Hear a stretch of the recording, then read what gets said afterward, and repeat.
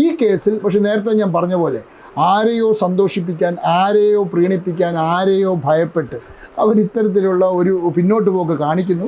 അത് ശാശ്വതമായിട്ടുള്ള ഒരു നടപടിയൊന്നുമല്ല. കാരണം യദു അതിനകത്ത് മനസ്സ് വെച്ച് മുൻപോട്ട് വരികയാണെങ്കിൽ യദുവിന് കോടതി മുഖാന്തരം അദ്ദേഹത്തിൻ്റെ ഗ്രീവൻസ് റിഡ്രസ്ഡായി കിട്ടും, അദ്ദേഹത്തിൻ്റെ പരാതി പരിഹരിച്ച് കിട്ടും. നമസ്കാരം. യദു മേയർ വിവാദത്തിൽ പുതിയ വഴിത്തിരിവുകൾ ഉണ്ടാകുന്നു. ഒരേ ദിവസം ഒരേ സ്ഥലത്ത് വെച്ച് ഒരു കേസുണ്ടാകുന്നു. ഈ കേസിൽ വാദിയും പ്രതിയും പോലീസ് സ്റ്റേഷനിൽ കേസ് കൊടുക്കുന്നു. എന്നാൽ പോലീസ് സ്വാധീനവും അധികാരവും പണവും ഉള്ള ആളുടെ ഭാഗത്ത് ചേർന്ന് നിൽക്കുന്നു. തെറ്റ് ആരുടെ ഭാഗത്താണ് എന്നുള്ളത് പൊതുജനങ്ങൾ നോക്കി മനസ്സിലാക്കിയിരിക്കുന്നു. നിഷ്പക്ഷമതികളായവർക്ക് ഈ കേസിൽ, അതായത് യദുവിൻ്റെ കേസിൽ എന്താണ് സംഭവിച്ചത് എന്നുള്ളത് ദൃശ്യങ്ങളിലൂടെ കണ്ടറിയാൻ സാധിച്ചിട്ടുണ്ട്. പറഞ്ഞു വരുന്നത് മേയർ യദു വിവാദം തന്നെയാണ്. KSRTC ബസ് തിരുവനന്തപുരം യൂണിവേഴ്സിറ്റി കോളേജിന് സമീപം സാഫല്യം കോംപ്ലക്സിനടുത്ത് വെച്ച് തിരുവനന്തപുരം മേയർ ആര്യ രാജേന്ദ്രനും അവരുടെ ഭർത്താവ് MLA സച്ചിൻ ദേവും കൂട്ടുകാരും ചേർന്ന് യദു ഓടിച്ചു കൊണ്ടുവന്ന KSRTC ബസ് തടഞ്ഞ് പിന്നീടുണ്ടായ പുകലുകളെല്ലാം ബഹുമാനപ്പെട്ട പ്രേക്ഷകർക്ക് അറിയാവുന്നതാണ്, അത് വിശദീകരിക്കുന്നില്ല. എന്നാൽ ഈ കേസിൽ ഇപ്പോഴും യദുവിന് നീതി കിട്ടാത്ത അവസ്ഥയിലേക്ക് കാര്യങ്ങൾ പോയിരിക്കുന്നു. കോടതി ഇടപെട്ട് മേയർ ആര്യ രാജേന്ദ്രനും സച്ചിൻ ദേവ് MLAയ്ക്കുമെതിരെ കേസെടുക്കണം, FIR ഇടണം എന്ന് പറഞ്ഞപ്പോൾ മാത്രമാണ് പോലീസിന്റെ ഭാഗത്ത് നിന്ന് ഒരു ചെറുവിരലെങ്കിലും അനക്കിയത്. എന്നാൽ ഇപ്പോഴും ആ ഫയലിൽ പോലീസ് അടയിരിക്കുന്നു. യദുവിനെതിരെ മറ്റു കേസുകൾ ഉണ്ടായിക്കൊണ്ടിരിക്കുന്നു. ഈ വിവരം അന്വേഷിച്ച് പോലീസ് സ്റ്റേഷനിൽ ചെന്ന യദുവിനെ പോലീസുകാർ തല്ലിയില്ല എന്ന് മാത്രമേ ഉള്ളൂ. അത്രത്തോളം മോശമായ രീതിയിൽ യദുവിനോട് പെരുമാറി. ഇക്കാര്യങ്ങൾ ഒരു മാധ്യമപ്രവർത്തകൻ ഒരു പറ്റം അഭിഭാഷക സമൂഹത്തിന് മുന്നിൽ അവതരിപ്പിക്കുകയും അതിൽ ഒരു അഭിഭാഷകൻ മാധ്യമത്തോട് സംസാരിച്ചതിൻ്റെ പ്രസക്ത ഭാഗങ്ങൾ നമുക്കൊന്ന് കേൾക്കാം. ഇവിടെ നീതിയും നിയമവും എല്ലാവർക്കും ഒരുപോലെയാണ്. എന്നാൽ ഇവിടെ അതിൽ പക്ഷാപാതപരമായി ചില നീക്കങ്ങൾ നടക്കുന്നുണ്ട് എന്ന് തന്നെയാണ് ഈ അഭിഭാഷകൻ പറയുന്നത്. നമുക്ക് ഈ അഭിഭാഷകൻ പറയുന്നതിൻ്റെ പ്രസക്ത ഭാഗങ്ങൾ ഒന്ന് കേൾക്കാം. സാറേ, ഇപ്പോൾ നമ്മുടെ യദുവിൻ്റെ കേസ് ഇപ്പോൾ സ്റ്റേഷനിൽ, കൺട്രോൾമെൻറ്റ് സ്റ്റേഷനിലൊക്കെ പോയിട്ട് വളരെ നിരാശനായിട്ടാണ് ആൾ വന്നേക്കുന്നത്. യദു കൊടുത്ത കേസിൻ്റെ കാര്യങ്ങൾ തിരക്കാൻ ചെന്നപ്പോൾ അത് കോടതിയിൽ തിരക്കിയാൽ മതി, ഇവിടെ തിരക്കണ്ട എന്നാണ് സർക്കിൾ പറഞ്ഞിരിക്കുന്നത്. അത് ന്യായമായിട്ടുള്ളൊരു കാര്യമാണോ? അത് ഈ വാദിയായിട്ട് അദ്ദേഹം കൊടുത്തേക്കുന്നൊരു കേസാണ്. അദ്ദേഹത്തിനെതിരെ ഒരു വിരുദ്ധമായ പ്രവൃത്തി നടന്നു. അതിനെതിരെ അദ്ദേഹം കൊടുത്തിരിക്കുന്ന പരാതിയും ഉള്ള നടപടികളുടെ നിജസ്ഥിതി, അതിൻ്റെ തൽസ്ഥിതി അന്വേഷിച്ച് മനസ്സിലാക്കാനുള്ള അവകാശം യദുവിനുണ്ട്. യദുവിന് തീർച്ചയായിട്ടും അതിൻ്റെ ഇൻവെസ്റ്റിഗേഷൻ ഓഫീസർ അല്ലെങ്കിൽ ഇൻവെസ്റ്റിഗേഷൻ ഏജൻസിയാണ് പോലീസ്. ആ ഏജൻസി എടുത്ത് പോയി ഞാൻ കൊടുത്ത പരാതിയിലെ നടപടി എന്തായി എന്ന് ചോദിച്ചാൽ അത് പറഞ്ഞു കൊടുക്കാനുള്ള ന്യായമായ ഉത്തരവാദിത്തം പോലീസിനുണ്ട്. അഥവാ അത് പറഞ്ഞു കൊടുത്തില്ലെങ്കിൽ അതും ഒരു നിയമരാഹിത്യമാണ്. അത് അറിയാനുള്ള പൗരൻ്റെ അവകാശമാണ്, അറിയാനുള്ള വ്യക്തിയുടെ അവകാശമാണ്. ഉദ്യോഗസ്ഥൻ പറഞ്ഞു കൊടുത്തതാണ്, അത് പറഞ്ഞു കൊടുക്കേണ്ടതാണ്. ഉദ്യോഗസ്ഥൻ പറഞ്ഞു കൊടുത്തില്ലെങ്കിൽ അത് തീർച്ചയായിട്ടും അത് ഒരു തെറ്റാണ്. അത് അറിയാനുള്ള അവകാശം അദ്ദേഹത്തിനുണ്ട്. അതുപോലെ തന്നെ ഇതുപോലെ മുമ്പ് ഇതുപോലൊരു സംഭവം ഉണ്ടായപ്പോൾ കോടതിയിൽ നിന്നും അന്വേഷണ റിപ്പോർട്ട് തേടി. അപ്പം മേയറിൻ്റെത് അത്യാവശ്യം നല്ല ക്വാണ്ടിറ്റി ഓഫ് പേപ്പർ റിപ്പോർട്ട് ഉണ്ടായിരുന്നു. പക്ഷേ യദുവിൻ്റെ വെറും 2 പേപ്പർ മാത്രമായിരുന്നു അന്വേഷിച്ചത്. അപ്പോൾ അത് ചോദിക്കാനാണ് പുള്ളി ലാസ്റ്റ് പോയത്. അപ്പോൾ ഈ 2 പേപ്പറിൽ മാത്രം എന്ത് അന്വേഷണമാണ് എന്ന് പുള്ളിക്ക് മനസ്സിലാവുന്നില്ല. കാരണം 2 പ്രാവശ്യം പുള്ളി പരാതി കൊടുത്തിട്ടുണ്ട്. ആ 2 പേപ്പർ അതാണെന്നാണ് യദു പറയുന്നത്. ഇതിനകത്ത് കുറച്ച് ഇതിനകത്ത് പിന്നോട്ട് പോകേണ്ടി വരും. കാരണം ഒരേ ദിവസം 2 വ്യക്തികൾ 2 പരാതികൾ നൽകുന്നു. ഒരു വ്യക്തി പരാതി നൽകുന്നു, ഞാനൊരു സർക്കാർ ഉദ്യോഗസ്ഥനാണ്, സർക്കാർ സംബന്ധമായിട്ടുള്ള ഗവൺമെൻറ് സംബന്ധമായിട്ടുള്ള ജോലി ചെയ്തുകൊണ്ടിരിക്കുകയാണ്, എൻ്റെ ജോലിയെ തടസ്സപ്പെടുത്തിക്കൊണ്ട് 2 വ്യക്തികൾ, അതിലൊരാൾ തിരുവനന്തപുരം മേയർ, മറ്റേയാൾ ഒരു MLA, പ്രബലരായ 2 വ്യക്തികൾ എൻ്റെ ജോലിയെ തടസ്സപ്പെടുത്തി അവർ IPC 3-ാം വകുപ്പ് പ്രകാരമുള്ള കുറ്റകൃത്യം ചെയ്തിരിക്കുന്നു, അവർക്കെതിരെ നടപടിയെടുക്കണമെന്ന് പറഞ്ഞുകൊണ്ട് യദു എന്ന വ്യക്തി പോലീസിനെ സമീപിക്കുന്നു.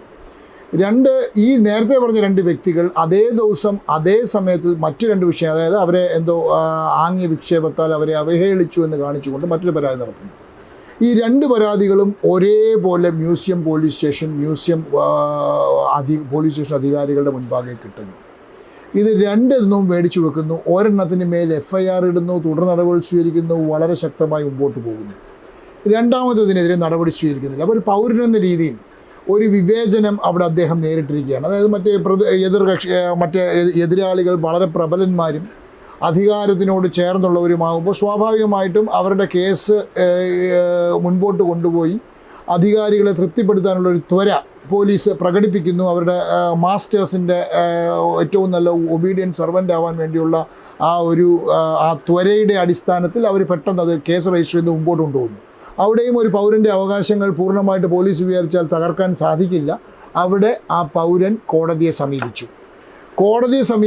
കോടതി അപ്പോൾ തന്നെ നിർദ്ദേശം കൊടുത്തു, ഇദ്ദേഹം ആരോപിക്കുന്നത് ഒരു കൊഗ്നൈസബിൾ ഒഫൻസിനെ സംബന്ധിക്കുന്ന ഒരു വിഷയമാണ്, ഇതിനകത്ത് നടപടി ഉടൻ എടുക്കണമെന്ന് പറഞ്ഞ് കോടതി ഉത്തരവിടുന്നു. അതുവരെ പോലീസ് നടപടിയെടുക്കാൻ തയ്യാറാകാതിരുന്ന പോലീസ് അവിടെ കോടതി ഉത്തരവിൻ്റെ അടിസ്ഥാനത്തിൽ നടപടിയെടുക്കാൻ തയ്യാറാകുന്നു. അവിടെ ഒന്നാമത്തെ വിവേചനം, പ്രകടമായ വിവേചനം.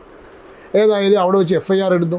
ആ FIRനകത്ത് അവർക്ക് ഒരു തെറ്റായ പ്രവൃത്തിയും കാണിക്കാൻ സാധിച്ചില്ല. കാരണം കോടതി അയച്ചു കൊടുത്ത കംപ്ലയിൻറ്റ് പ്രകാരമുള്ള FIR ആണ്. ആ FIR ഇടുന്നു. ആ FIRൻ്റെ മേൽ സ്വാഭാവികമായ അന്വേഷണം നടത്തണം.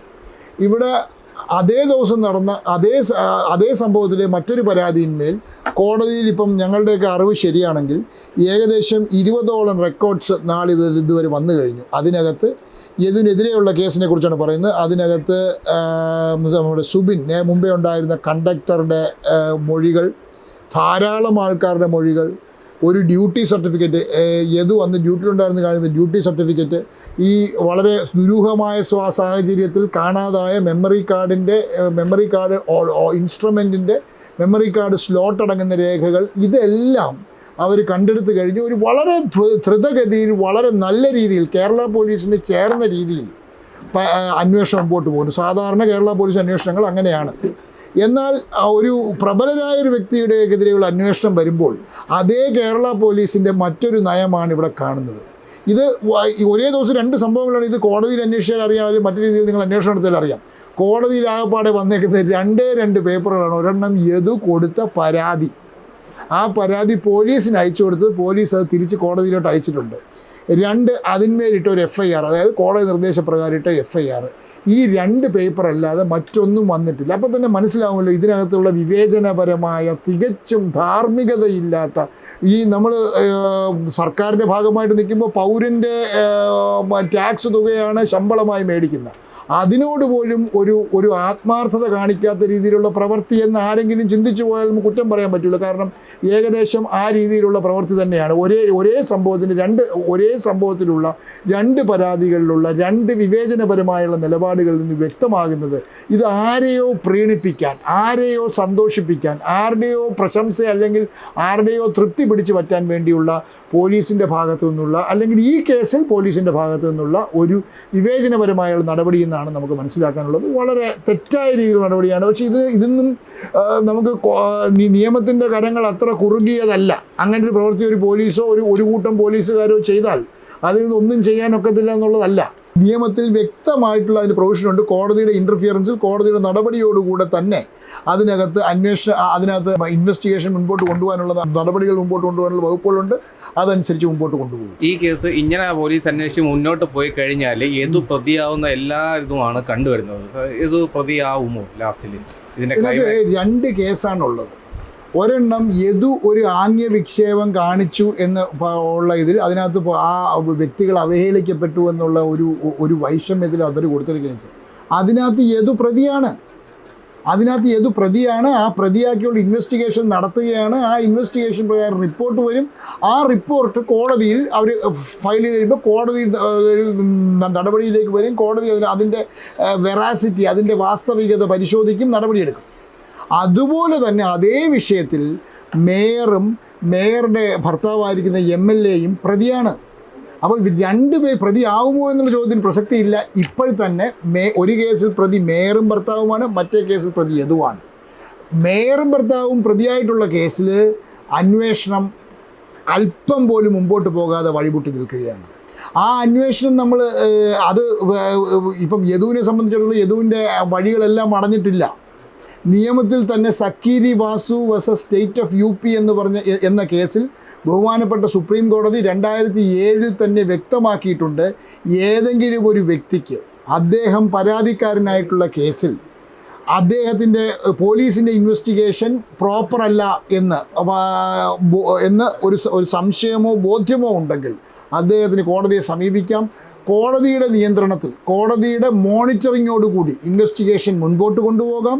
ഇനി അതുമല്ല, ആ ഇൻവെസ്റ്റിഗേറ്റിംഗ് ഏജൻസിയെക്കുറിച്ച് തർക്കമുണ്ടെങ്കിൽ മറ്റേതെങ്കിലും ഉദ്യോഗസ്ഥനെ കൊണ്ടോ മറ്റേതെങ്കിലും ഇൻവെസ്റ്റിഗേഷൻ ഏജൻസിയെ കൊണ്ടോ നടപടി എടുപ്പിക്കാനുള്ള എല്ലാ വകുപ്പുകളും നിയമത്തിലുണ്ട്. അതുകൊണ്ട് ഇങ്ങനെ ഒരു പരാതിയിന്മേൽ നടപടി എടുക്കുന്നില്ല എന്ന് പറഞ്ഞു കഴിഞ്ഞ് കോടതി നിർദ്ദേശിച്ച നടപടി എടുക്കേണ്ടി വന്നു. ആ നടപടി എടുത്ത വിഷയത്തിൽ അന്വേഷണം നടത്തില്ല എന്ന് പറഞ്ഞ് അവരിയ്ക്കുകയാണെങ്കിൽ അതിന് ഈ ചെവിക്ക് പിടിച്ച് ചെയ്യിക്കാനുള്ള നിയമം ഈ നാട്ടിൽ നിലവിലുണ്ട്. അത് ചെയ്യിക്കാനൊരു സാഹചര്യം ഉണ്ടാക്കാതെ പോലീസ് നടത്തുന്ന ഒരു പോലീസാണ് കേരള പോലീസ്. ഈ കേസിൽ പക്ഷേ നേരത്തെ ഞാൻ പറഞ്ഞ പോലെ ആരെയോ സന്തോഷിപ്പിക്കാൻ, ആരെയോ പ്രീണിപ്പിക്കാൻ, ആരെയോ ഭയപ്പെട്ട് അവരിത്തരത്തിലുള്ള ഒരു പിന്നോട്ട് പോക്ക് കാണിക്കുന്നു. അത് ശാശ്വതമായിട്ടുള്ള ഒരു നടപടിയൊന്നുമല്ല. കാരണം യദു അതിനകത്ത് മനസ്സ് വെച്ച് മുൻപോട്ട് വരികയാണെങ്കിൽ യദുവിന് കോടതി മുഖാന്തരം അദ്ദേഹത്തിൻ്റെ ഗ്രീവൻസ് റിഡ്രസ്ഡായി കിട്ടും, അദ്ദേഹത്തിൻ്റെ പരാതി പരിഹരിച്ച് കിട്ടും, ഒരു സംശയമില്ല. സാർ അതുപോലെ തന്നെ ഇപ്പോൾ സാറ് പറഞ്ഞു യദു ആംഗ്യം കാണിച്ചതിനുള്ളൊരു രണ്ട് കൂട്ടരും പ്രതിയാണെന്നോ, രണ്ട് സൈഡിലും പ്രതി ആണെന്ന് പറഞ്ഞു. പക്ഷേ യദു ആംഗ്യം കാണിച്ചതിനുള്ള തെളിവില്ല. പക്ഷേ മറ്റൊരു ബസ്സിൽ കയറി ഈ ഒരു നിയമലംഘനം നടത്തിയതിനുള്ള തെളിവ് ഓൾറെഡി ഉണ്ട്. അതിൽ ഒരു തെളിവ് മെമ്മറി കാർഡ് കിട്ടാനുമില്ല, CCTV കിട്ടുന്നതുമുണ്ട്. പക്ഷേ ഈ തെളിവും എല്ലാ സാഹചര്യങ്ങളും ഉള്ള അവർക്കെതിരെ കേസെടുക്കാതെ അവർ ഈ തെളിവില്ലാത്ത ഒരാൾക്ക് തെളിവുണ്ടാക്കി കേസെടുക്കാൻ ശ്രമിക്കുകയാണോ പോലീസ് എന്ന് ഇപ്പോൾ നല്ല സംശയമുണ്ട്. അതിനകത്ത് താങ്കൾ പറഞ്ഞതിനകത്ത് ഒരു കാര്യങ്ങളുണ്ട്. ഒന്ന്, ഈ പരാതി വന്നു, FIR രജിസ്റ്റർ ചെയ്തു. പിന്നെ നടക്കുന്ന ഭാഗം എന്ന് വെച്ചാൽ അന്വേഷണമാണ്. ഈ അന്വേഷണത്തിൽ പോലീസ് ഒരു കൂട്ടർ കൊടുത്ത പരാതിയിന്മേലുള്ള പ്രതിയായിട്ടുള്ള പരാതിയിന്മേലുള്ള അന്വേഷണത്തിൽ അതിൻ്റെ വസ്തുതകൾ, വിവരങ്ങൾ വളരെ പെട്ടെന്ന് ശേഖരിക്കുന്നു, നടപടി പെട്ടെന്ന് എടുക്കുന്നു.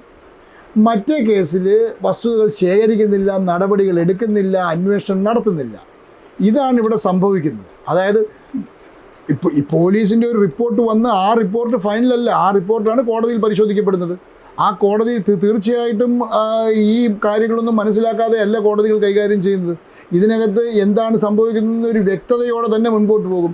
അത് മാത്രവുമല്ല, ഒരേ വിഷയത്തിലുള്ള രണ്ട് പരാതിയിന്മേൽ ഒരു വിഷയത്തിലുള്ള അമിത താല്പര്യവും മറ്റേ വിഷയത്തിലുള്ള മെല്ലെപ്പോക്കും തീർച്ചയായിട്ടും പോലീസ് യദുവിനെതിരെ കൊടുക്കാൻ പോകുന്ന കേസിനെ ദുർബലമാക്കും എന്നതിൽ ഒരു സംശയവും വേണ്ട. ഇതിപ്പം ഇങ്ങനെ പോയി കഴിഞ്ഞാൽ ഒരു പക്ഷേ യദുവിന് നീതി കിട്ടാൻ ലേറ്റായി കഴിഞ്ഞാൽ ഹൈക്കോടതിയിലോട്ട് പോകേണ്ടി വരുമോ? യദു ഇങ്ങനെ പറയുന്നുണ്ട്, ഹൈക്കോടതിയിൽ പോകേണ്ടി വരും എന്നൊക്കെ ഇങ്ങനെ പറയുന്നുണ്ടായിരുന്നു. നമ്മുടെ ഇപ്പോഴത്തെ നിയമ സംവിധാനത്തിൽ വെച്ച് യദു ഇപ്പോൾ ചെയ്യേണ്ടത് തനിക്ക് അന്വേഷണത്തിൻ്റെ കാര്യത്തിൽ അദ്ദേഹത്തിന് പരാതികളുണ്ട് എന്നും അദ്ദേഹം അതിൽ തൃപ്തനല്ല എന്നും അന്വേഷണം ശരിയായ ദിശയിൽ അല്ല പോകുന്നതെന്നും ബോധിപ്പിച്ചുകൊണ്ട് തിരുവനന്തപുരം മജിസ്ട്രേറ്റ് കോടതിയിൽ സമീപിക്കാനുള്ളതേ ഉള്ളൂ. അതിന് ഒരു കോടതിയെ ബോധിപ്പിക്കാൻ സാധിക്കുകയാണെങ്കിൽ കോടതി തീർച്ചയായിട്ടും റിപ്പോർട്ടുകൾ വരുത്തി അന്വേഷണം മോണിറ്റർ ചെയ്ത് നടപടി സ്വീകരിക്കും. അത് ഇവിടെ ചെയ്യാവുന്നതേ ഉള്ളൂ. അഥവാ ഇനി ഹൈക്കോടതിയിൽ പോകണമെങ്കിൽ തീർച്ചയായിട്ടും അതിനും വകുപ്പുണ്ട്. അപ്പോൾ അതുകൊണ്ട് യദുവിന് മുൻപിൽ ഒരുപാട് മാർഗങ്ങൾ ഓപ്പണാണ്. പോലീസ് ഈ ഒരു പ്രവൃത്തി ചെയ്തു എന്ന് വെച്ച് ആരെങ്കിലും രക്ഷപ്പെടുത്താം എന്ന് മിഥ്യാധാരണയിൽ ഇരിക്കുകയാണെങ്കിൽ അത് തികച്ചും മൂഢസ്വർഗത്തിലിരിക്കുന്നതിന് തുല്യമാണ്. അതിന് വകുപ്പുണ്ട്, അതെനിക്ക് ഉറപ്പുണ്ട്. ഈ കാര്യങ്ങളെല്ലാം പോലീസിനും അറിയാം. പക്ഷേ ഇത് നമ്മൾ പോലീസിനെ അല്ലെങ്കിൽ ഒരു പർട്ടിക്കുലർ ഉദ്യോഗസ്ഥനെ കുറ്റം പറഞ്ഞിട്ട് കാര്യമില്ല. ഒരു നിലവിലുള്ള ഒരു സിസ്റ്റം ആ ഉദ്യോഗസ്ഥനെ നടപടിയെടുക്കുന്നതിൽ നിന്ന് പിന്തിരിപ്പിക്കുന്നു, അല്ലെങ്കിൽ നടപടിയെടുക്കാൻ അദ്ദേഹം ഭയപ്പെടുന്നു എന്ന് വേണം കരുതാൻ. ഇപ്പോൾ ഏതോ ലാസ്റ്റ് ഒരു ഇൻ്റർവ്യൂവിൽ പറഞ്ഞു അവരുടെ ലക്ഷ്യം എൻ്റെ ആത്മഹത്യ, അതാണ് അവരുടെ ലക്ഷ്യം. ഈ കേസ് എങ്ങനെയെങ്കിലും നീട്ടിക്കൊണ്ട് പോവുക. കാര്യം സ്വാധീനവും നിയമവും അവരുടെ ഭാഗത്തുള്ളതുകൊണ്ട് മാക്സിമം ഈ കേസ് നീട്ടി കൊണ്ടുപോയി ജോലിക്കും പോകാൻ പറ്റാത്തൊരവസ്ഥയിലാണ് ഏതു. അപ്പോൾ അങ്ങനെ കൊണ്ടുപോയി മാനസികമായി തളർത്താനുള്ളൊരു നീക്കം കൂടെ ഇതിൽ കാണുന്നുണ്ടോ? ഇങ്ങനത്തെ ഒരു വിഷയത്തിൽ മാനസികമായി തളരാൻ വിട്ടുകൊടുത്തുകൂടാ എന്നുള്ളതാണ്, സ്വയം വിട്ടുകൊടുത്തുകൂടാ എന്നുള്ളതാണ് മനസ്സിലാക്കാനുള്ളത്. കാരണം പൊതുസമൂഹം യദുവിൻ്റെ പരാതിയും മേയറുടെ പരാതിയും കൂടെ പരിശോധിച്ച് അളന്ന് തൂക്കി നോക്കി അവർ ബോധ്യപ്പെട്ടിരിക്കുകയാണ്. ഞാൻ മനസ്സിലാക്കുന്നത് ഒരു പബ്ലിക് ഒപ്പീനിയനും പൊതുസമൂഹവും എല്ലാം യദുവിന് അനുകൂലമാണ്. അങ്ങനത്തെ ഒരു അവസ്ഥയിൽ ഒരു സിസ്റ്റത്തിൻ്റെ ഒരു ദുർനടപടികൾക്കെതിരെ നിലപാടെടുക്കുന്ന യദു അത്രയ്ക്കൊരു ദുർബലനായി പോകരുത് എന്ന് ഉള്ള പ്രാർത്ഥനയാണ് ഒരു അഭിഭാഷകൻ എന്ന രീതിയിൽ മാത്രമല്ല ഒരു പൗരൻ എന്ന രീതിയിലും എനിക്കുള്ളത്. കാരണം ഇത് ഇത്തരത്തിലുള്ള ദുർനടപടികൾക്കെതിരെയുള്ള ഇതിൽ യദു ഒരു സാധാരണ പൗരനായി യദു ജനശ്രദ്ധ പിടിച്ചു പറ്റി, ജനങ്ങൾ അദ്ദേഹത്തിൻ്റെ കൂടെയുണ്ട്, അദ്ദേഹം ഒരു വലിയ സ്റ്റേറ്റ്മെൻറ്റ് നടത്തുകയാണ്. നിയമം അദ്ദേഹത്തോടൊപ്പമുണ്ട്. നിയമത്തിൻ്റെ ഓരോ നൂലാമലകളും അഭിഭാഷക സമൂഹത്തിൽ എനിക്ക് ഒരുപാട് പേര് യദുവുമായി സഹകരിക്കുന്നവരുണ്ട്. അങ്ങനെ ഒരു സംവിധാനത്തിൽ യദു ദുർബലപ്പെടുകയല്ല, ഒരു ദുർബലനാകുകയല്ല, മറിച്ച് ശക്തമായി നിന്ന് ഇതിനെ എതിർക്കുകയാണ് വേണ്ടത് എന്നാണ് എൻ്റെ വ്യക്തിപരമായ അഭിപ്രായം.